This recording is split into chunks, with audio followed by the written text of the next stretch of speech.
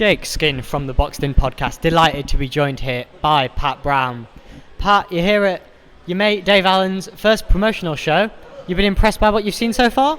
Yeah, definitely. It's been a good turnout and everything's running smooth. Obviously, Dave's got his fighters out as well, so it's good activity for them. One of those fighters being Joe Hayden, successfully got the win tonight. Obviously, unfortunately, not in the title fight he was hoping, but still a win for Joe and hoping to push on next year to those titles. 100%, and he's experienced, he's ready now. He's in with a very tough man there, and you need to get a baseball to knock them out, so there's not much you can do about it. But his punch out, but his fitness, you seen there, he doesn't underestimate anyone, and you can only take positives from that. So yeah, credit to Joe. Moving on to yourself, when are we likely to see you next out? I assume it's probably going to be obviously into next year now. What are you kind of hoping next year brings for Pat Brown? Yeah, looking for titles really. I reckon I'll be out probably March next year. I'm going to have a nice little mental switch off, enjoy Christmas and New Year, and then straight back to it. Don't get me wrong, I'm still ticking over here and there, still training, that's the way I am, but it's just nice to have that mental pressure and switch off. Is there any names that you may be looking at or particular titles? Yeah, we'll start off with, I think it's looking like the English title potentially, so we'll see. But I don't like saying it's going to be this, it's going to be that until it's, pen to paper. So I just know I'll definitely be going for titles next year.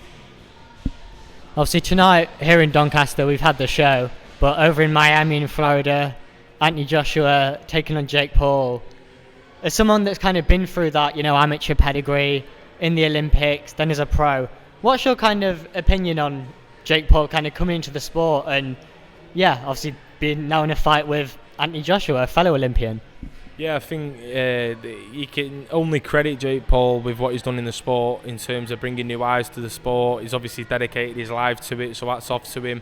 But there is levels, and this is giving people the WWE vibes, thinking boxing is just, it's a game. It really isn't. And AJ, he had British boxing on his back for years. He's a serious fighter, and he's got power, dangerous power. And I've just seen the face-off then, and there's a big size difference. And it's just, I don't agree with it. But if this is the way to, slow him down a little bit, thinking this boxing game is a game, then so be it. If, and probably when, Anthony Joshua beats Jake Paul, I think there's obviously talks of the Tyson Fury fight. Is that a fight that, as a boxer and I guess just as a fan of the sport yourself, you'd be a lot more interested in watching?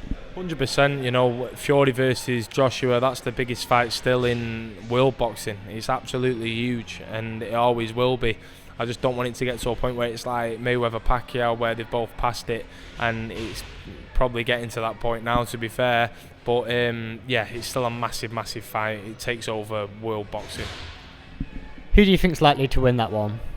I would say Fury. I've always been a Fury fan, and he's awkward, he's slippery, but that's not writing Joshua off. He's obviously got that punch power and stuff like that. He always keeps you in the fight. But yeah, I would say Fury. Pat Brown, thanks so much for your time.